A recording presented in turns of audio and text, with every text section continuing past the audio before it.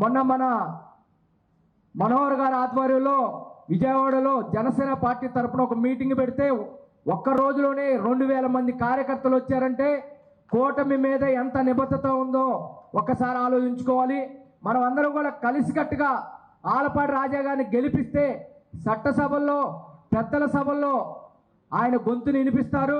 ఎందుకంటే ఆలపాటి రాజా గారికి ఉన్న అనుభవం కానీ మరి ఇప్పుడున్న ముఖ్యమంత్రితో ఆయనకున్న సాన్నిధ్యం కానీ ఏదన్నా సమస్య వస్తే ఆ సమస్యని పరిష్కారం చేయటంలో ఆలపాటి రాజా గారు ముందుంటారు. కాబట్టి ప్రతి వ్యక్తి కూడా ప్రతి కార్యకర్త కూడా ఓటులు ఎక్కడ ఉందో ఆ ఓటుని, ఎందుకంటే ఇప్పుడు జనసేన పార్టీలో యువత కూడా ఎక్కువ ఉన్నారు, ఓట్లు కూడా ఎన్రోల్మెంట్ చేయించుకున్నారు. కాబట్టి మన వంతు మనం కూడా మన జనసేన పార్టీ నాయకులు కార్యకర్తలు కూడా బాధ్యతలు తీసుకొని మనం ఆలపాటి రాజా గారిని గెలిపించే విధంగా మనం అందరం కూడా పనిచేయాల్సిందిగా కోరుకుంటూ ఈ అవకాశం ఇచ్చిన పెద్దలకి మరొకసారి ధన్యవాదాలు తెలుపుకుంటూ సెలవు తీసుకున్నాను.